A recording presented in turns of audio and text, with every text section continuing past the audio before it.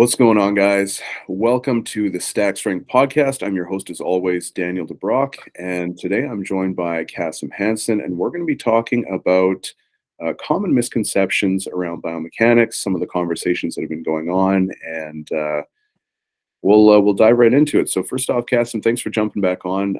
This is your second or third time on the podcast, I think, something like that. Yeah, I think it's the third. Yeah. It's always interesting. I always really enjoy the discussions. So can you give a little bit of just a brief overview of who you are for people who maybe aren't familiar?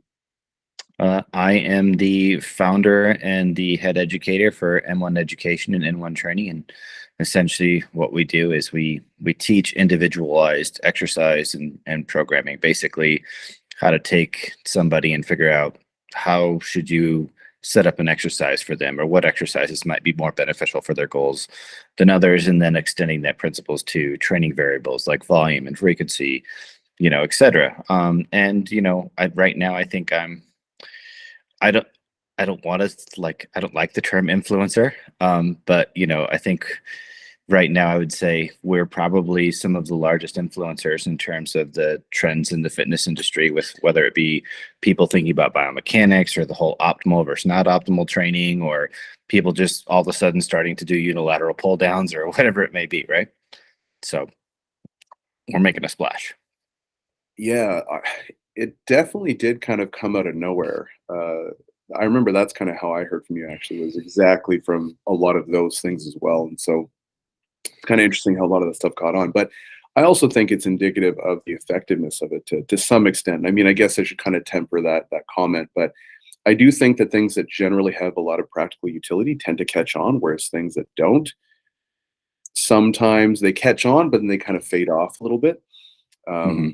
So yeah, I guess let's get into a couple of I guess the more consistent topics that you run into. So first of all, I guess what are some of the common misconceptions that you see, especially with people who are kind of reiterating some of the stuff that you're teaching, but maybe you're missing some of those fundamental points? Because I know I've certainly seen a ton of that lately, and I've even made several posts on it.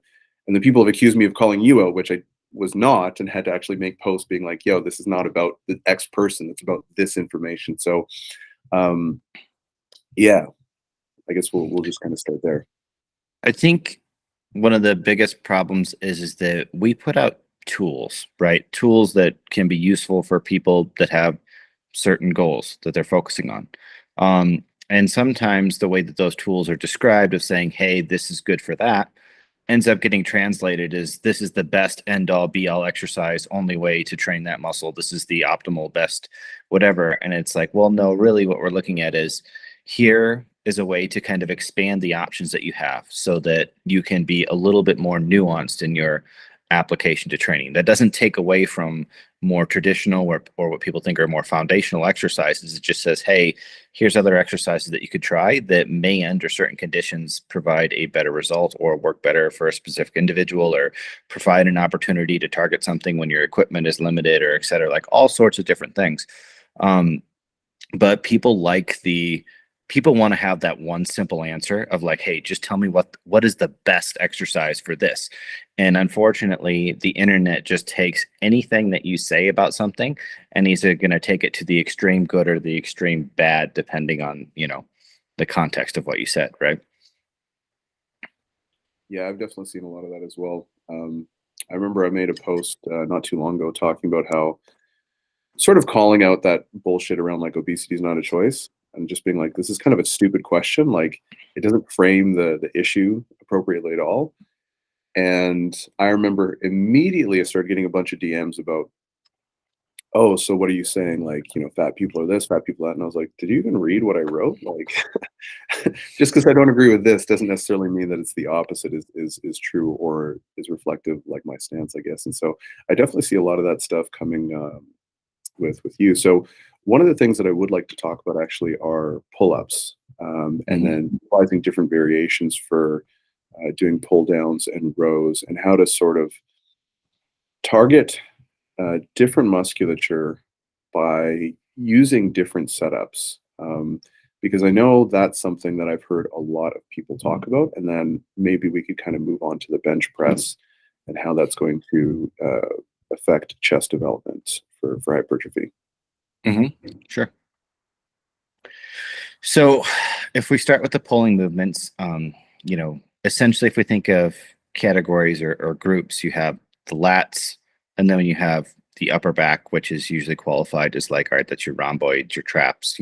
Sometimes you may include the rear delts in that, sometimes not, just depends on kind of who you're talking to. But essentially it's like you have lats, that are basically the things that attach from the humerus to, your trunk directly. And then you have all the muscles that attach from your humerus and they attach to the scapula, or you have things that attach from the scapula to the trunk. So you have essentially like these kind of three categories of muscles. And when it comes to, back training, most people are like, oh, tell me how to target the lats, because the lats is the most superficial thing and people are vain. And so they want to grow the thing that they can see. So for lat training, the thing that we've kind of really opened up, I think, is this idea of, working in a three-dimensional space where you're taking advantage of the fact that, you aren't just a 2D piece of paper, and that you have a rib cage that changes the direction that your lats pull depending on where your arm is. So if your arm's out to your side, right, like you were making a T or a Y, well, then your lats are going to basically adduct. They're going to pull your arms in towards your side. But if your arms are out in front of you, then because the rib cage redirects those, then the lats are going to end up pulling your arms, back and down. And if your arms are actually across you, like you were finishing a chest fly, your lats are actually going to AB duct. They're actually going to pull out before they pull back. So what that does is it gives us a lot of different possibilities for setting up exercises. And we can then target these different divisions of the lats. So what we've been able to find when we look at everything from the mechanics to what we're able to decipher from EMG or, blood oxygen or muscle oxygen levels, and just the basic biomechanics of things, is that we can get the lat to be in a more stretched position while also having good mechanics when we utilize the rib cage, because it allows us to lengthen the muscle more before we have to get the arm way overhead. And typically when you have the arm way overhead, you kind of lose leverage at the lats. Like the pecs can start to take over. You're going to use some more of your elbow flexors, even your long-headed triceps, your teres, that sort of thing, the posterior delts, all of those things you're going to have to make up for that. So what we found is that, all right, if we do motions where we're pulling towards the iliac, like that gets the lower lats or the outer lats, the fibers that attach closer to the pelvis, and that's going to be your like highest incline motion. But we can, instead of doing a regular pull down where you'd be just reaching straight up overhead and pulling down, what we found is that actually if we, let the arm stretch forward and around the ribs and up, we don't have to go as high to get the stretch, and therefore that ends up being, we'll say, a better probably a better exercise for hypertrophy. If we look at the principle of, well, we're getting a better stretch, so therefore maybe we're getting a little bit more stretch mediated mechanisms in there. The recruitment seems to be very good, so it seems that activation is very good there. And we're also in a place where there's good leverage. If we're looking at, moment or moment arms or, all the physics type terms, like it ticks all of the boxes, where some of these other positions, maybe they tick one or two of the boxes, right? And then as we move into getting more horizontal, like as your arm path goes down, the lats that you're actually targeting start to move up. So you start to pull at a little bit less of an incline angle, then you can hit more of the lumbar fibers, which would be like middle division of your lats. And then as you get to maybe more of a horizontal position, maybe even just a slight low to high pull, but still with the tight arm path, then we're really targeting the thoracic lats. And that's what we found is the most efficient way to train those muscles, especially from hypertrophy. But that doesn't mean that like if you are doing a wide grip pull down and you're training them, their function and as adduction, that you're not training them, but you aren't getting like the stretch mediated, you're not ticking that box. And from a leverage standpoint, if you look at the leverage throughout the whole range of motion, there's definitely some spots where it doesn't have particularly great leverage, especially once you start looking at the individual fibers. So that's kind of where we're at with the lats. And then when it comes to like targeting the upper back, it's really about trying to then bring your body into like maximal retraction in different planes. So these are the motions where you'd be doing like the maximum amount of shoulder extension with retraction. And kind of a key component there is that you're actually going to let the arms, instead of staying in tight to the rib cage, you're going to let them flow out. And that works for several divisions of the rear delts. Like most people don't realize that there's actually 3 divisions of the rear delts. They just think, well, rear delts. And so there isn't one like best exercise for rear delts. There's actually, if you do a traditional like wide grip pull down and you're pulling down, the portion of the rear delt that's actually the most medial, the furthest in on the scapula, is gonna be shortened a little bit more and targeted a little bit more. But if you're doing like a row motions, it's going to be more of the middle portion of the rear delt. And if you're flaring your elbows out even more, well, then that's going to be the lateral portion of the rear posterior delt. So you have like all of these options, and it's not that one is best. They're just different tools for your goal. And I think that's where it gets lost, is people want to know, like, well, if I could only pick one, like gun to your head, which one would you pick? And I'm like, well, since you can literally grab a dumbbell and do like any of those 3 arm paths, that's just not a realistic situation that you would ever have to be in, of having to pick only rowing with 1 elbow path. So to me, I just don't understand that logic. I know people want to have the simple answer of like, hey, just give me the one thing that I can do forever. And I mean, you could take that approach. There's a lot of people that stick to foundational exercises and they train them and they have a certain degree of success. I would argue that might not be the most efficient way to do it. But there's clear evidence that people have had success with, doing a very small number of exercises. But there's also people that have had success doing a ton of exercises, and you can come up with pros and cons to each. So it really comes down to the individual context, I think. Yeah, I think that was a great explanation. And I guess 2 things that I'd add on to that even are just things that are maybe a little bit more difficult to I guess measure. So some of the practical utility of doing that is I've at least noticed that when I've tried out some of these exercises and just sort of kind of played around with certain things, I've definitely noticed that I'm able to feel my muscles a little bit more. Like it's almost like you can kind of feel the outline of your lats or your back or your whatever it is that you're training. You're kind of like, huh. And so it kind of presents a little bit more awareness around that. And I found that to be pretty helpful to, one, minimize ego lifting, because it sort of reminds you like what the point of what the objective is of the exercise. It's like, I'm not here to lift necessarily. I'm here to train my lats or train my whatever it is that you're trying to do. So I think that it can be really good for that, and just building awareness around like good movement quality. And then secondarily, I also think that it could present maybe a benefit from an orthopedic standpoint, because you're not necessarily, I mean, like I see a lot of powerlifters, especially, who don't really take a lot of their accessory work seriously. They just kind of go in there and they're like, whoa, and they move the weight, and that's fine. But I also think that like bodybuilding is kind of underrepresented in powerlifting type training. And if you were to take a lot of your accessories and treat them a little bit more like bodybuilding type movements, you can probably get a lot more out of them and probably stress your joints a lot less. So you're not just jacking up your shoulders when you're doing pull downs or rows or whatever, because you're also targeting a lot more where force is being like, how force is being directed and how the load's actually being applied to your tissues, whether it's passive or actively or whatever.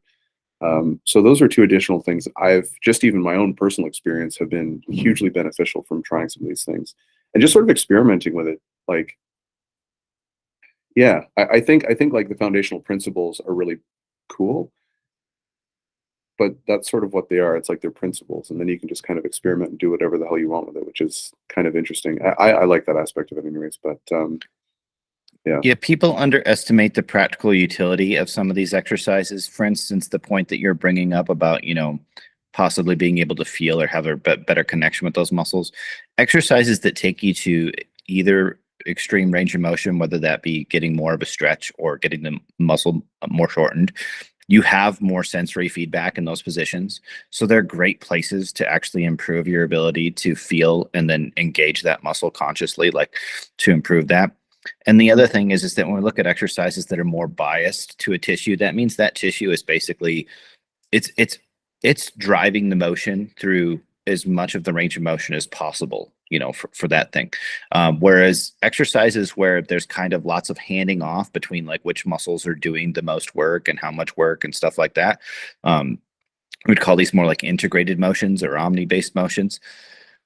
Those motions don't they don't really help you in terms of learning how to feel or engage a specific muscle, because that movement is an orchestra of different muscles, right? So it would actually, like, focusing on one muscle in that motion actually might be like counterproductive. And you'll see that a lot of time when people try and take a lift that isn't a biased exercise, and then they try and overly focus on mind muscle connection, and then they're using no load and they're shaking and they're having like a mental aneurysm because they're trying to like really focus on this one tissue. And they're trying to drive the stimulus with intent rather than pick good exercise selection that would actually then make that muscle the best mechanical solution. And that's I think a very important distinction is that, like, if you really want to improve your ability to use tissue, right, or target or grow specific things, the more specific those exercises, it's not just that they potentially could provide a better, result in terms of strength or hypertrophy, but they also drastically decrease the learning curve, and they set you up for success in terms of getting better at utilizing that tissue moving forward. Yeah, absolutely. I guess you kind of alluded to it there as well, but if you could kind of expand on, I guess, the difference between, let's say, an exercise's range of motion versus the functional action of a particular muscle group that you might be doing. So, again, going back to lat pull down, you're doing it, but then you kind of have this sort of passing off of what's actually controlling what at given ranges, especially depending on like the angle and how you're setting up the exercise. So if you could go into that, I think that would also provide a lot of context around some of these, because a lot of the times people will talk about range of motion. I actually just wrote an article on range of motion and how it's not quite so cut and dry. I know you've talked a lot about it before, but I think that would kind of help people understand the shortened versus long range of motion, and exercise range versus sort of functional ability of the muscle. Yeah. So when we're talking specifically about a muscle's range of motion, we're talking about literally like whether that muscle is contracted or stretched. And when we're thinking about, say, the principle of stretch mediated hypertrophy, it's really about how long you can get that muscle and also be putting it under tension, which is different than an exercise, because an exercise is going to have, predetermined stopping points, right? So let's say that you were doing a barbell bench press, right? Well, the bar can't go any deeper than when it hits your chest. For some people, that may be like the end of, they can't lengthen their pecs in that plane anymore. Like that's it. And for other people, it might be like, well, if the bar wasn't in the way, they'd be able to shoulder extend to the point where the bar would actually be like pulling like 2-3 inches into their torso, right? So the range of motion of an exercise may not necessarily mean it's the full range of motion or the most extreme range of motion for a muscle. So when we look at things like seated versus the lying leg curl, in both of those exercises, you're going to full knee extension, full knee flexion if you're performing them well. And so the range of motion that you do at the knee is the same, but because the muscle is being stretched at the hips in a seated leg curl, the longer hamstrings are actually in a more lengthened position when you're near straight in the seated leg curl version than in the lying leg curl. So we're looking at range of motion for the muscle. We're actually talking about how much is that actual tissue, if you were to like pull it out of the body and pull it apart, how much is it stretched versus how much is it shortened, versus when we're talking about an exercise, it's, where within the range of motion that you can do this exercise are you? Now, I think, when it comes to the mechanics of like when people are looking at things like moment arms or whatnot, they're trying to say like, well, okay, where is this hard? Or, is this muscle actually doing the work there, or is it just being stretched there? There's a ton of different examples of that where it could be, it's like, well, you have a muscle it's in a position, but it's not mechanically inclined to really do much there. Or you might have the opposite where it's like it's mechanically inclined to do a lot there, but it's not necessarily in its position. So if I stay on the topic of lats, and I'll just keep bouncing around with muscles, if you take the top of a wide grip pull down, right? So you can go up to whatever is a full stretch. Like you can let your scapulas elevate, and just like you can get all the stretch out of that exercise as possible. And the lats will still be in a position to be able to pull the arm down and do adduction, but they aren't actually at their full stretch because you're not taking advantage of several of the joints, which is going to be like the sternoclavicular joint being able to come around. So when you can bring the arm in front of the body, the lats wrap around the rib cage, we can actually get more length out of them than we can just reaching up overhead in a wide grip pull down. So, well, in a wide grip pull down, you could be like, well, the lats are still inclined to mechanically, pull your arms down.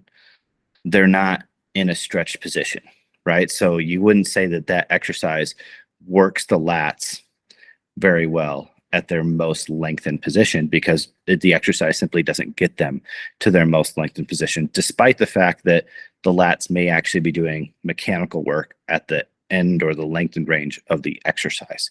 Am I answering the question that you're asking there? Yep. Yeah, absolutely. Okay. Yeah. Because that's one that I get pretty frequently. And I mean, it's understandable, because unless you actually do kind of get into the nitty gritty, it can be pretty tricky. But especially the hamstring, that's usually the example that I give, is that one paper on hypertrophy of the hamstrings and like the seated versus the prone position. Mm-hmm. Because it's pretty straightforward. But in terms of the barbell bench press, I saw a couple people tag me in a post about how the bench press needs to be retired as a chest building exercise. And I don't know what your thoughts are, but I I can't imagine a good justification for that. Like, I understand when you're talking about degrees of stimulus and altering, exercises and stuff like that. But, this idea that, like, oh, we found something slightly better, therefore we should just sort of throw away all this other stuff. That's been attributed to you a lot, which personally I've never seen you make any of those statements. And I mean, you kind of said it pretty clearly at the beginning. So one, I guess, kind of giving your thoughts about that, and how that sort of a lot of the stuff has kind of been taken out of context of kind of what you're saying, but specifically regarding like the bench press versus maybe dumbbells or other variations that do allow for a little bit more range of motion and a little bit more of a natural, I guess, path. Yeah. So this is a good example. And this is what I'm trying to get people to get, or this is the mindset I want people to have, I should say. There are plenty of exercises that we could put in a category of like, these are good enough, right? Like, if you do these, like, and you apply consistency and effort, then they're going to be productive. All right. That doesn't mean that within that segment of exercises that are above the threshold of good enough, that there isn't a hierarchy that some will be better than others.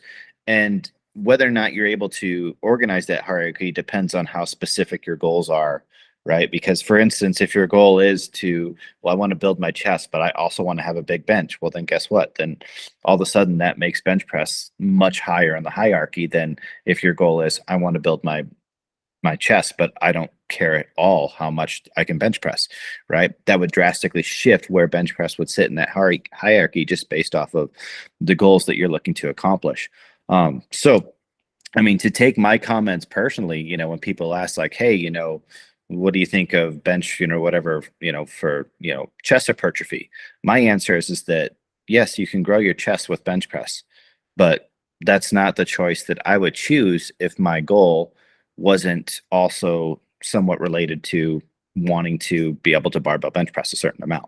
So like for me personally, I don't press a standard barbell, because for me, the orthopedic cost of forcing me into a certain degree of pronation and having a fixed grip width isn't worth it if I don't have any goals associated with being able to do the bar, when I have machines and dumbbells and cables and all of these things that I can do that don't make my shoulders feel the same way. Now, somebody else that has a different body or different structure, they might bench press and like, they're like, dude, I bench press all the time and my joints feel amazing. Like, I have no issues. Me, if I bench a lot, and I think part of it too has to do with strength, right?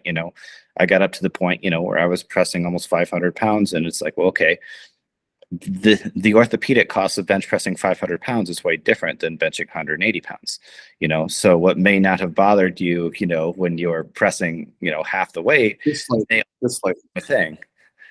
Yeah. So it really comes down to context, and just, I think people, they just want there to be losers and winners in this exercise thing. And really what it is it's like, hey, you have all these tools available to you, and different people have different structures, which means that, you know, the opportunity cost and the orthopedic cost of doing one exercises over another is going to be different. You have people that are training at different frequencies, you know, all people that have different goals, etc. You know, and so it's really about choosing the right tool for the job. But you should but just because, you know, one tool has an advantage in a particular situation does not then therefore make that like, oh, don't ever barbell bench press again because dumbbell presses are unanimously better, right? But well, to be honest, barbell presses are going to make you better at barbell pressing than dumbbell presses are. So if part of what makes you happy is you enjoy barbell pressing, or one of the things that you want is you want to hit a certain barbell press, or you want to hit a certain total or whatnot, well, then that should be something that is in your program. But if you're in my situation where it's like, look, you know, I've been through the days where I cared about how much I barbell press. Those are far behind me. Like I don't care. Like how much I barbell press will never be a thought in my mind for like the rest of my life. And so for me, it's like, well, if there's exercises that, you know, fit me better, orthopedically better, and I have easy access to them, there's literally no cost for me selecting these other exercises. Well, then who knows? Maybe I'll never barbell press, you know, ever again. But if I'm traveling and I got a hotel gym and there's nothing but a barbell press, guess what I'm going to do? I'm going to barbell press. I'm not going to be like, well, if I touch that, my shoulders are going to explode and I'm going to die, or, you know, my chest is going to atrophy because the barbell press sucks so bad. And she's like, no, I'm going to use this because right now that's the best tool for the job. Yeah, and I think one of the things that I found pretty helpful as well, and it's kind of a recurring thing, I guess, in terms of what you're talking about, is instead of being like, you know, this is the way to do things, it's more about like, I guess, adopting a different perspective around how you're sort of looking at hypertrophy and how you're looking at training, which is a little bit more, I guess, self-informed to some degree, depending on like your context and your experience and stuff like that. And I always like that because it allows quite like several degrees of freedom in terms of how you're going to experiment a lot of this stuff. Because, like you said, even just competing priorities in terms of what you enjoy doing and what's going to get you more engaged. And if you can maintain higher output in your training because you enjoy a particular exercise, then good enough actually becomes a little bit better than good enough because of, you know, I mean, the aforementioned reasons. And so, um, regarding regarding kind of your recent conversation with, I don't remember the guy's name. Sorry, like I don't really follow tons of people on Instagram, um, but on trap development, I kind of was following that, like sort of. I think it was something to do with like fiber type distribution relative to the upper and lower traps or something like that. You can correct me if I'm wrong, but I'm sure a lot of people who are listening to this are probably a little bit more aware of the discussion around this. But I'm not sure if you want to get into that and kind of pick apart some of the details of that. Well, so this, I guess if we just go through the quick story of how this laid out and then roll into it is, somebody asked me in one of my Q&As, like, you know, do shrugs work the upper traps? And I said yes. And then this person, you know, it's Paul Carter. Everybody's going to know that, right? Sent me a DM, is like, you know, shrugs don't, you know, elevate the scapula or whatever or whatnot. And I was like, well, I disagree. And then the conversation kind of started there, and he mentioned some points, and I mentioned some counterpoints on, you know, how it's not, you know, the upper traps, they don't attach to the scapula, but they still lift the scapula because they upwardly rotate the clavicle, which you can't, the scapula can't go up without you, you know, rotating your clavicle. That's literally the joint for the scapula to elevate, is where your clavicle meets your sternum. That's that is a shrug. Is that motion is medial rotation of the clavicle. But one of the points that Paul brought up was in the EMG testing that is in a lot of the research on the trapezius, is that they place the sensor for the upper traps pretty much right at the border of what we call the middle and upper traps, right? Like it's like right on the border. And so I said, hey, well, I have the ability to run my own experiment where I can place the sensors clearly on the upper and middle traps, and I can get some data points that don't have that conflict. And so we did that. And lo and behold, we found that in more vertical shrugging variations versus like starting to do like a prone incline or a horizontal like retraction based shrugged, the more vertical shrugs were more upper trap dominant, and the more horizontal shrugs were lower trap, or I'm sorry, middle trap dominant. Which is, I I would think that would be common sense. Basically, I mean, every person that I've had a discussion on this topic kind of looks at me and like, how is this even up for discussion at this point? That I mean, that the upper traps don't work, like the shrugs don't work the upper traps, like that. How is that not common sense at this point?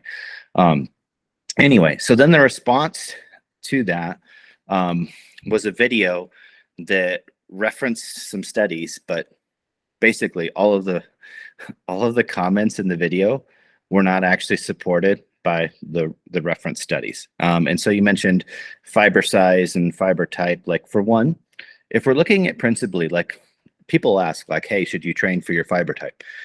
Fiber type doesn't change how muscles work in terms of the direction they pull. So like, regardless of what your fiber type is, your biceps are going to do elbow flexion.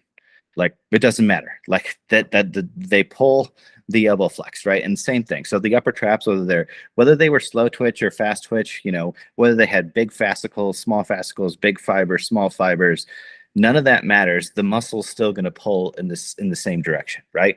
Now, maybe you might take into consideration maybe the rep range or rest intervals and things like that. When you're like, oh, something's a little bit more fast twitch, then maybe I'm going to go like, maybe I bias my rep range a little bit lower, or my rest period's a little bit longer, knowing, how fatigue resistant and whatnot that particular tissue is. You could intuitively make those things and theoretically potentially get better performance in your workout.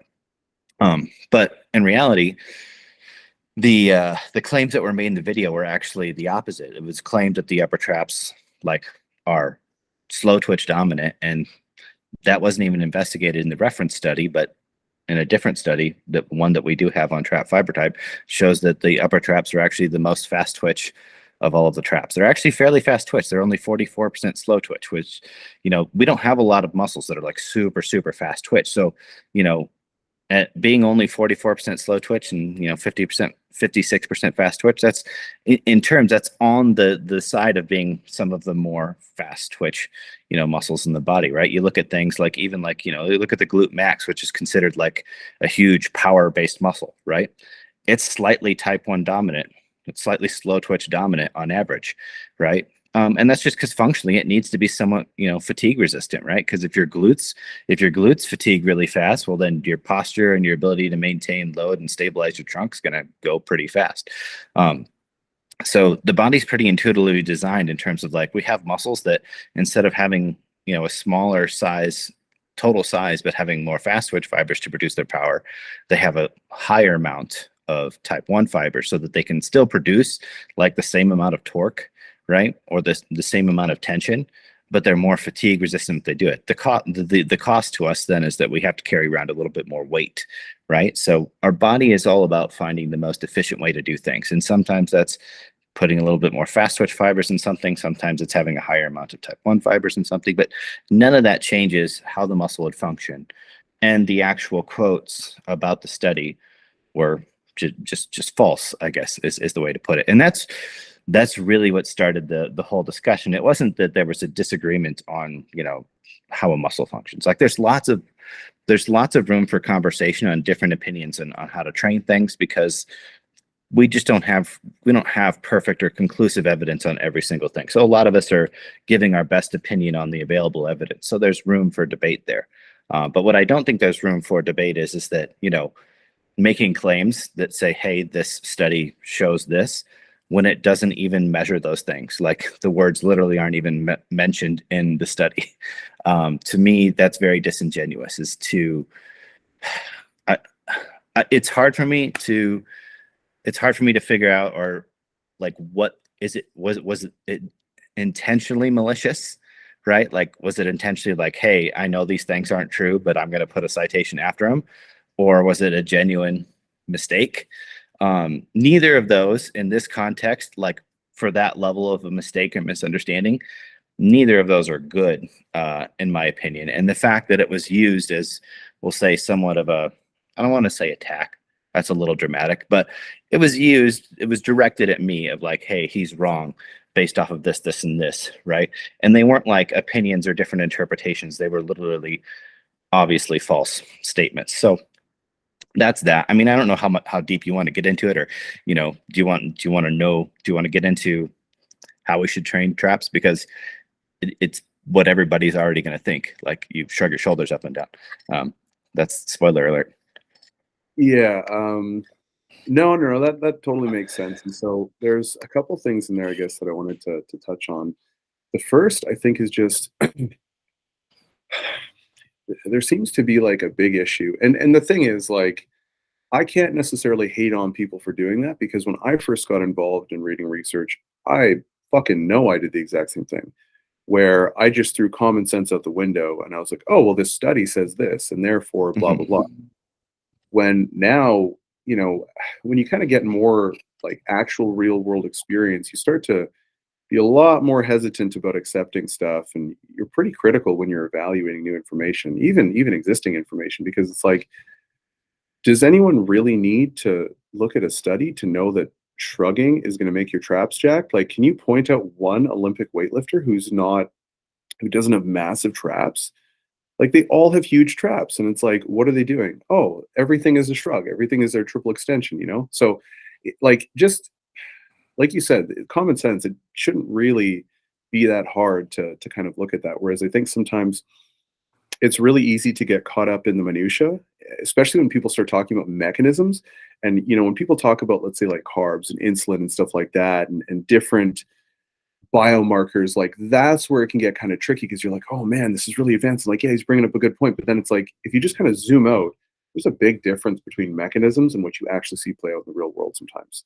And so I think, going into something and kind of always sort of superimposing, like, hey, and your own, I don't want to necessarily say your own experience, but what you are reasonably confident in being, and approximating the truth because of your years of experience and whatever, right? Like, if you go in there with that and someone starts saying a bunch of crazy shit, you're probably more likely to be able to flag that earlier on, as opposed to being like buying in and drinking the Kool-Aid and then being like, oh shit, now I feel like an idiot because I said the shrugs didn't train your traps, or whatever. And I'm not calling anyone. I actually don't really know who Paul Carter is. I've heard the name a bunch, but actually, one thing as well that I was going to mention was I ran like a little social experiment, still not quite done yet, on my story, where I was talking about, made a series of posts essentially getting people to engage with, asking about what makes you trust a paper. And I had a bunch of people answering all these questions. So it was like, what makes you trust a research study? And then it was like, are you good at critically evaluating research? And then the third was like, do you have a strong background in statistics? Do you have, this education? Do you have this, and this? And then, like, how confident are you in this? And blah, blah. And so there's a bunch of other things. And like, it was so funny because only one person actually wrote, like, I don't just trust research. They're like, I have to read it and review it and determine whether or not, what they're doing is actually like legitimate. Everyone else, when they were talking about whether research was like valid or not, they were like, oh, well, transparency and funding. It's like, transparency and funding is pretty much we're already kind of there, and then the other one was like peer review. It's like, okay, well, there's a lot of peer review stuff that's also not very good quality. So that's not really a good indicator, like, in isolation. Then there was just all these different things. And then the number of people, like 98% of the people who responded said they were good at critically evaluating research. But then on the following page, most of them admitted that they didn't have a statistics background. They didn't have like a specialized knowledge in whatever field we were talking about. And like, they were missing literally everything. And I was just like, man. And then even after that, their level of confidence in their assertions and their ability to, I also asked about when the last time you changed your mind was, and think about something really, really like polarizing for you. what evidence would you need to see to change your perspective on this or something like that? And it's like nothing would change my mind. I'm not sure what I'd need to see, or yes, here's exactly what it is. And almost everyone wrote, I'm not sure what I need to see. And so it's like, if you're not sure what you need to see, then obviously you don't even understand the situation well enough to really be you know what I mean? So it's really interesting anyways, how certain some people are. And again, like, I'm not above this either, but I think the more you do research, the more you write, the more you teach, you're a little bit more hesitant about like being super, super confident about, I don't want to say confident, but you kind of get what I'm saying. But it was a really interesting experiment. I might write an article on it. I'm definitely going to make a post on it, but kind of brings a lot of people's ability to think critically into question, you know? Yeah, I think people forget that the whole point of like if you're going to dig into the research is not to seek validation for your point. It's actually to try and find evidence that you're, possibly wrong. Because that's Yeah. essentially what you do. Because if you just search for like, is this thing I believe true, you're only going to come up with the shit that says it's true. Right? Yeah.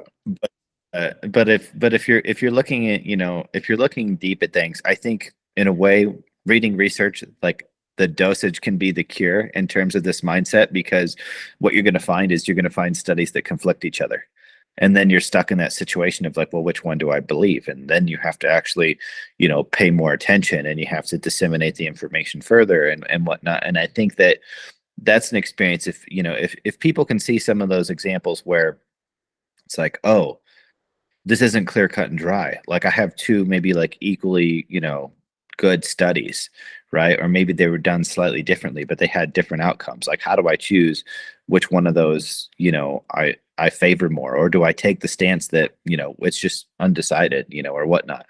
And, having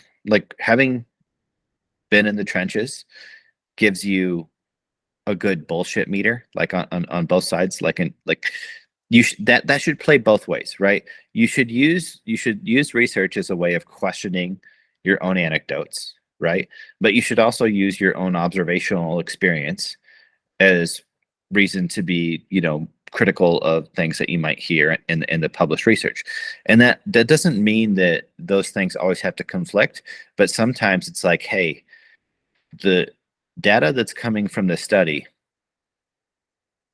is true, but it's not the context that I'm looking at or that I'm observing this thing in that's contrary to that. And so simultaneously, there can be two different, like these things can be viewed two different ways, because the way I like to describe research is built to have a high confidence in cause and effect, right? Like it's meant to say, hey, if you do this, then this happens. Like this intervention has this specific effect. And so it's all about controlling as many variables as possible so that we really know that what they're testing actually is having this effect.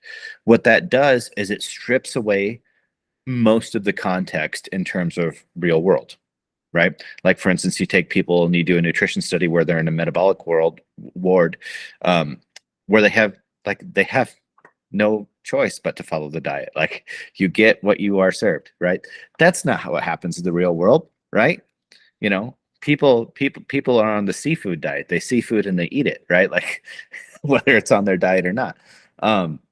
So there's a huge difference between the context of some of these research studies, and then in the real world, what we have is like our anecdotes, our observations are the most contextual, meaning that what you find working for you is working for you in spite of all of the variables in your life, right? Everything that is your life, the billions of variables that are going on, from your genetics to your home environment to the training to the music that you live, to the breakfast that you had, to the how stressful your drive is to work, all of those things combined, what you're observing is, well, how am I managing to either have success or failures in this complete context, right? And so you should look at, well, the anecdotes and the observations that I have are giving me the information that is the most specific to me, but the consequence of that is like, well, I don't know for sure what is causing me to either be successful or not successful at this point in time, because there's too many things going on. It's very hard for me to say, oh, it's this one exercise I did, or it's this one change that I made to my diet that had this change, because there's so many things that are constantly changing. So you need to take the published research as like, hey, this kind of gives us an idea of like, there's a cause and effect here, right? But I also have to know that in my life, as a human being, there's so many compounding variables that cause and effect may not even move the threshold, because I have all these other things that are also having a cause and effect that maybe I do or don't know about. And so I may not always observe the outcome that's in the research, because that is a factor, it may not be a big enough factor, or it may not be a relevant factor in the context of you as an individual, right?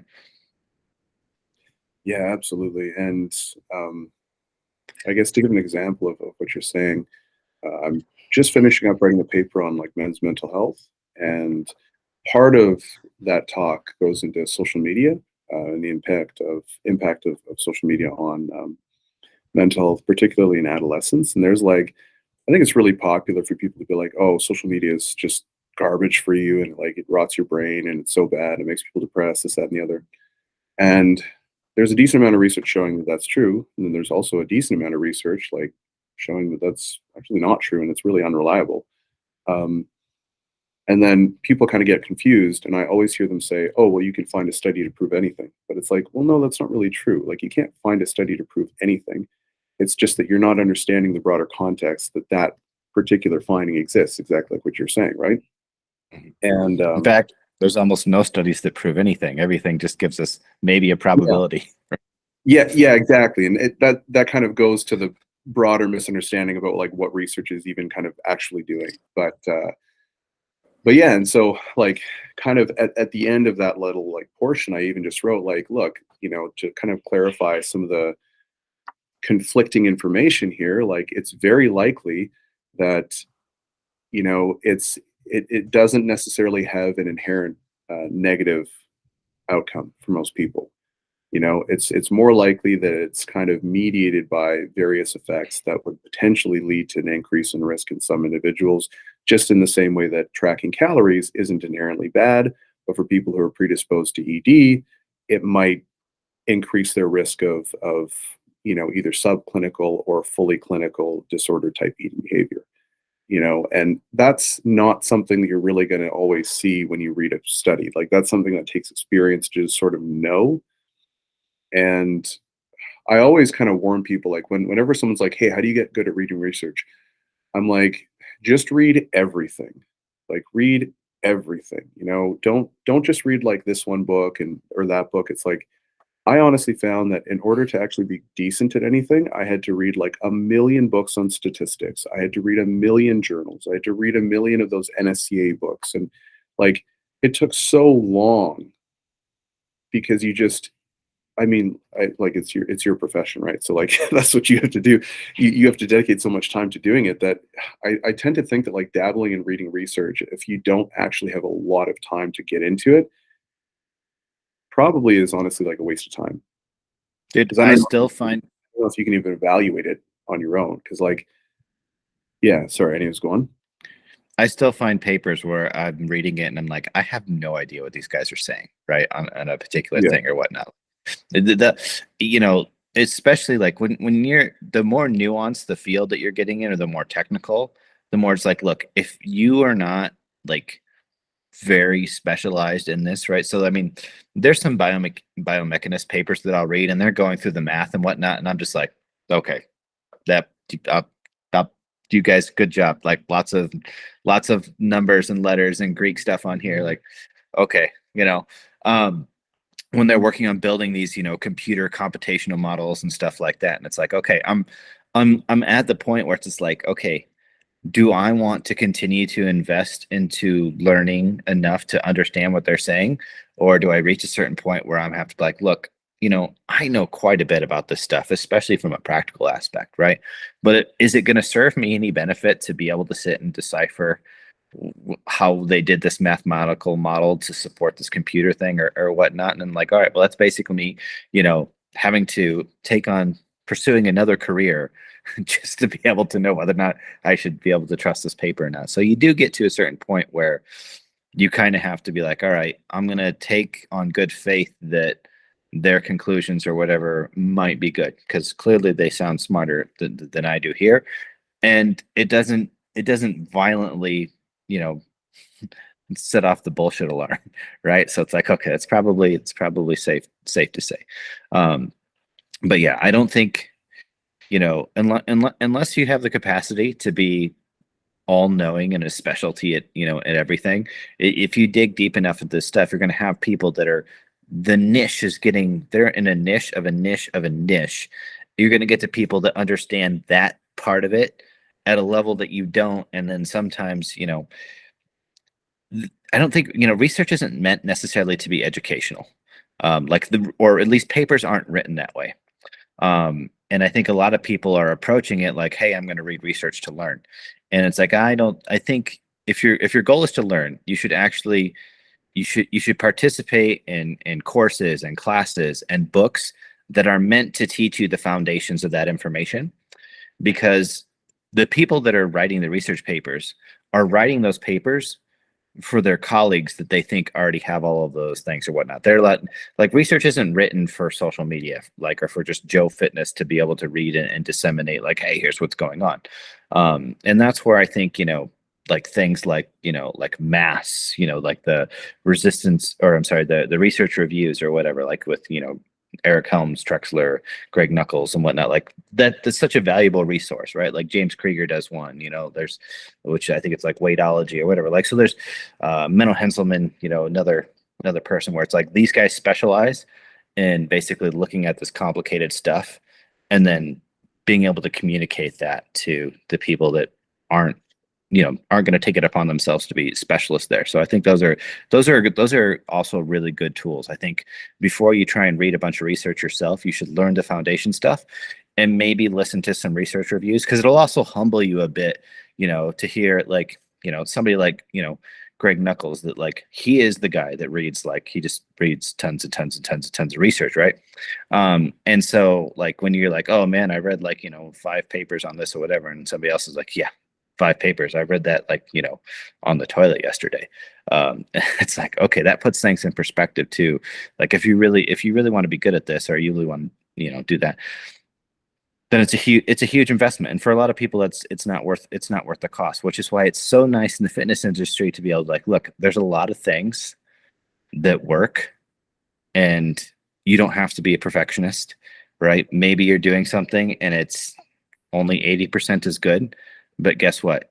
If you just do it a little bit longer than the person that's doing it 100%, you might still just get there, right? And if you take into account all of your observations and anecdotes along the way, you're likely going to individualize your approach better than what you could do than if you just made a plan off the research anyway, because the research doesn't have the context of your life, right? So understand it to the point where it's benefiting you, but there's a point of diminishing returns where trying to be able to, absorb more research isn't necessarily going to net you any changes or benefits to what you were doing. Because likely what you're going to find out is that the more deep you get into it, the more you realize that like, man, there's so many variables that either I can't measure or don't control, that like now I'm at the point where does this matter? So if it's like, hey, if I do the pull down this way, it doesn't feel good, kind of ouchy. I do it this way. I like that. Feels good. I seem to progress my weights, be able to progressively overload it.